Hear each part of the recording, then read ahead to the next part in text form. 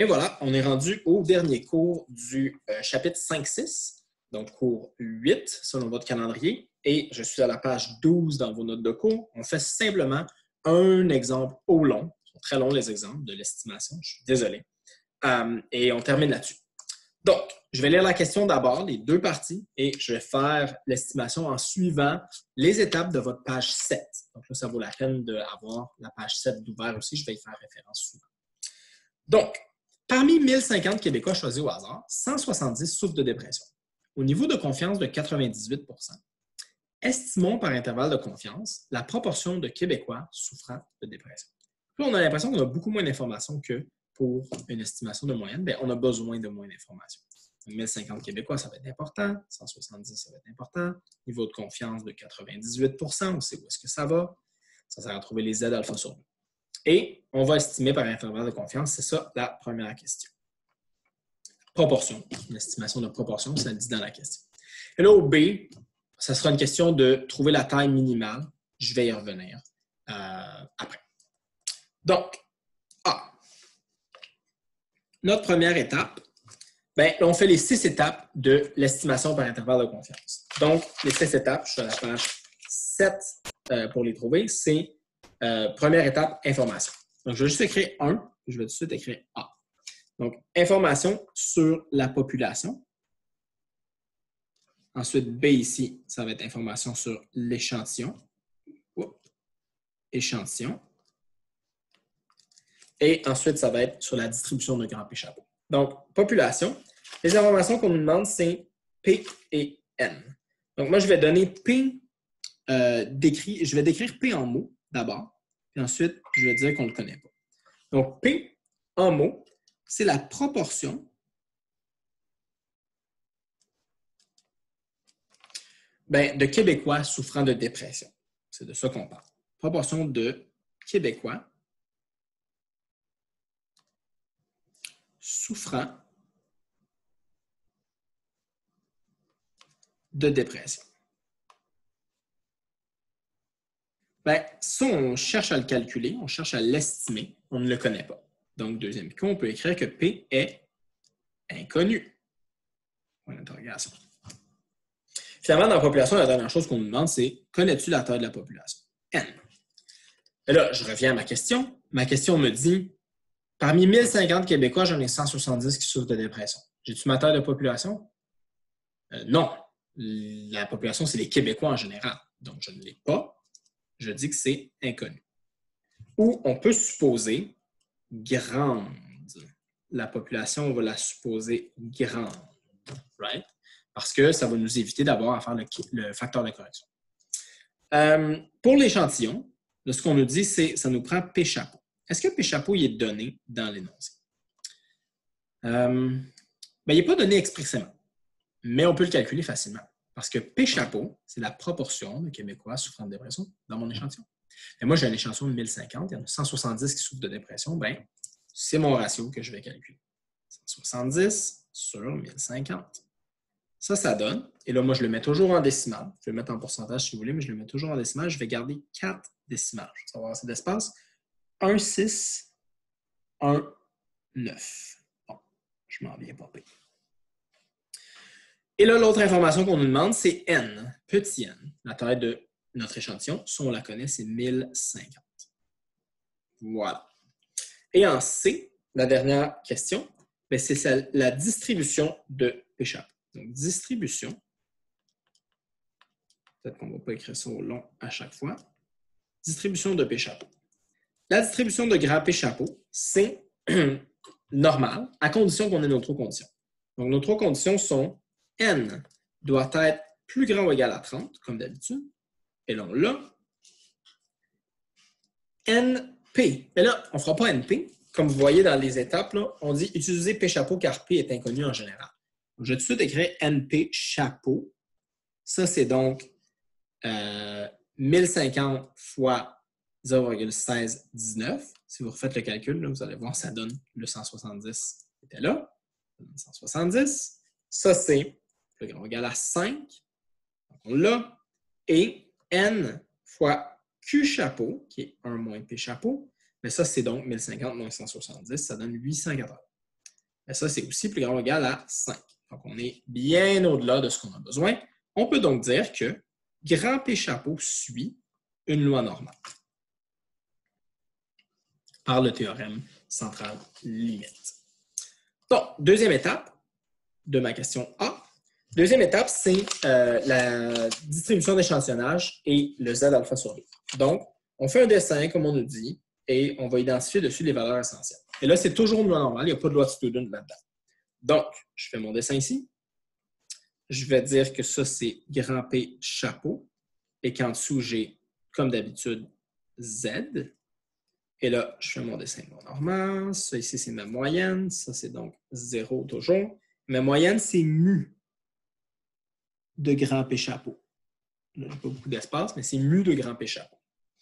Donc là, notre dessin ressemble toujours à ça parce qu'une estimation, c'est toujours pour trouver un intervalle de confiance. Et donc, c'est toujours symétrique de part et d'autre. Et ça va être notre moins Z alpha sur 2. Ça va être notre Z alpha sur 2 qu'on cherche à trouver. Et là j'ai un niveau de confiance différent de d'habitude. Donc, ça va donner une valeur différente. On m'a dit que là, mon niveau de confiance dans ma question, il faut que ça soit 98 %. Fait que tout ce qui est au centre, c'est 0,98.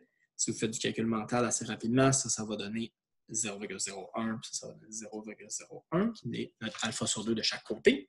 Et donc, si on travaille de la même façon que d'habitude, ce qu'on cherche, c'est de dire que la probabilité que Z soit plus grand que Z alpha sur 2 est égale à 0,01. On aurait pu donner l'intervalle au complet, mais là, je vais écrire juste cette partie-là, qui est la partie essentielle. Et là, on ne cherche pas cette valeur-là dans la table, on cherche 1 moins cette valeur-là, la probabilité que grand Z soit plus petit que Z alpha sur 2, qui va être 99. Et donc là, moi, je vais dans la table. Et là, à la table, je dois trouver dans le centre de la table la valeur 0,99. Mais 0,99, il ne se trouve pas exactement dans ma table. Mais il y a une valeur qui est très proche, qui est 0,990. Mais ça, c'est la valeur que je vais prendre. Et ça va être à la ligne 2,3 et à la colonne 0,03. Donc, c'est 2,33. Mon Z alpha sur 2. Z alpha sur 2 est égal à 2,33 de par ma table. Voilà. Donc, ça, c'est ma deuxième étape. Troisième étape. La troisième étape, on suit les étapes, c'est l'écarté. Donc, sigma de grand P chapeau. Sigma de grand P chapeau, c'est ça qu'on veut calculer. Bien, sigma de grand P chapeau, on ne va pas avoir besoin d'utiliser le facteur de correction parce que grand N est inconnu, donc on le suppose grand. Mais je vais l'écrire ici, car grand N est plus grand que 20 fois petit n, parce que j'ai oublié de l'écrire.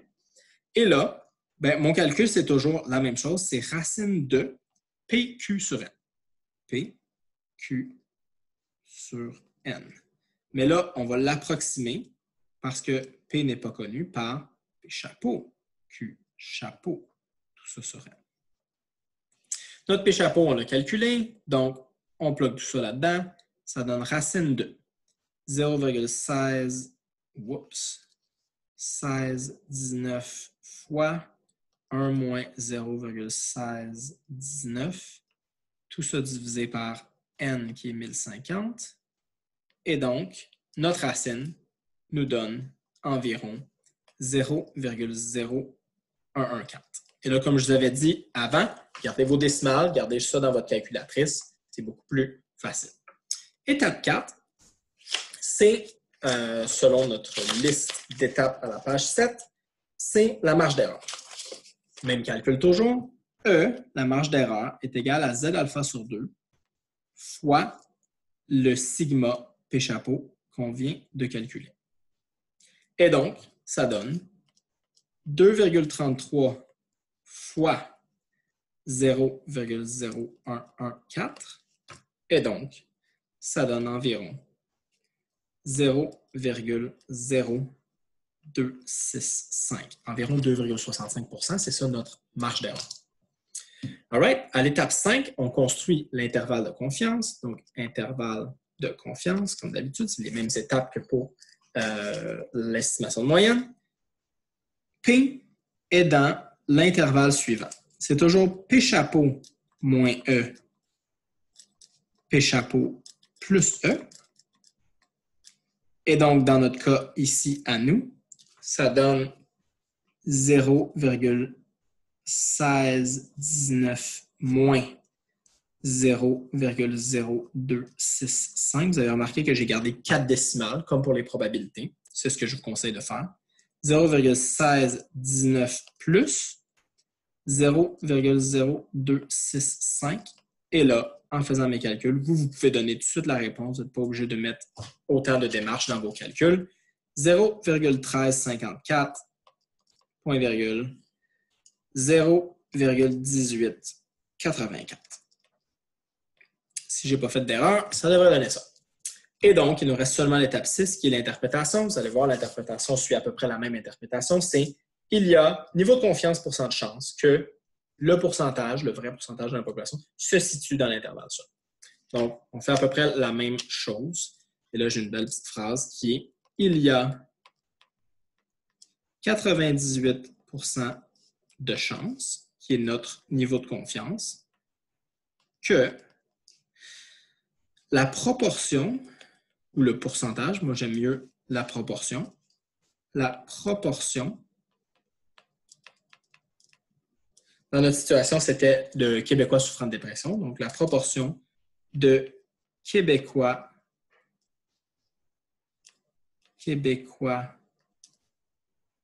souffrant de dépression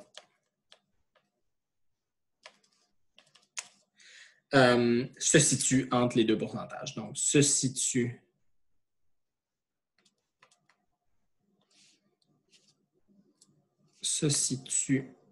entre les deux valeurs.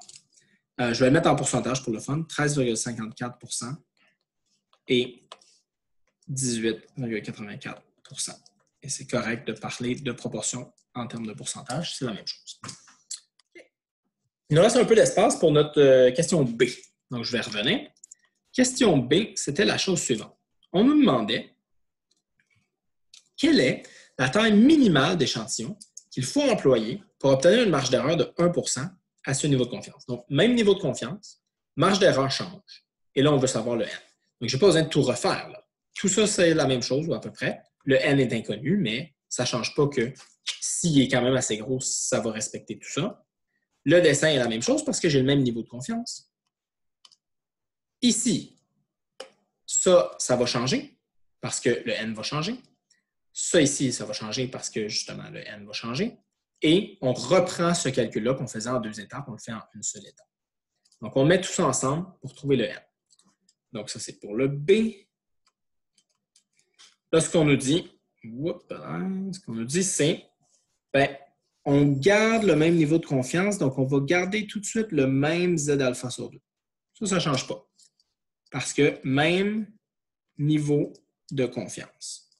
Okay? Le N, c'est lui qu'on veut connaître. Donc, je vais dire qu'il est inconnu. Le P chapeau reste la même chose. 0,1619. Et le E va être 0,0. Donc, je vais partir de l'équation qui relie toutes ces choses-là et je vais isoler. C'est-à-dire que mon équation qui relie tout ça, c'est que E est égal à Z alpha sur 2 fois sigma de P chapeau. Et Z alpha sur 2, puis sigma de grand P chapeau, c'est la racine carrée de P chapeau fois 1 moins P chapeau. Tout ça divisé par N. Et donc, si on isole N de ça, mais N va être égal à, là, on l'envoie là-bas et on met tout ça au carré. Il va être égal à, on va avoir le Z alpha sur 2 qui va être lui au carré. On va avoir le P chapeau puis le 1 moins P chapeau qui vont rester, eux, pas au carré parce qu'ils vont sortir de la racine en même temps que le N et on va diviser par E au carré. Et donc, de ça, on peut calculer le N. Donc, je continue ici. Le N va donc être égal à... Là, je vais pas plugger les valeurs parce que je n'ai pas assez d'espace. Donc, je vais juste donner qu'est-ce que ça donne comme résultat. Moi, ça m'a donné 7,366,39. Et donc, comme d'habitude, si on veut une marge d'erreur maximale de 1%, 0,01, mais on ne veut pas dépasser ça. Donc, quand on arrondit notre valeur ici, parce que n, c'est une taille d'échantillon, on ne va pas piger une moitié de personnes, on va piger un entier. On arrondit à la hausse. Et donc, à la hausse, ça va nous donner ceci. N va donc être égal à 7, 3, 6, 7. Et là, par contre, on aurait pu aussi avoir une situation différente si jamais on n'avait pas eu la valeur de P ici, de P chapeau. On aurait utilisé, si on ne le connaît pas du tout, on aurait utilisé 0,5. Je vais juste faire une note ici. Utiliser, à titre de rappel, P chapeau égale à 0,5 si inconnu. Mettons qu'on s'apprête à faire notre échantillonnage pour faire notre estimation, puis on ne le connaît pas, bien, c'est ça qu'on fait. Ouais, donc ça complète les chapitres 5 et 6. Ça a été quand même un gros cours. Donc, n'hésitez pas si vous avez des questions à les poser en direct aux périodes de cours que vous allez avoir.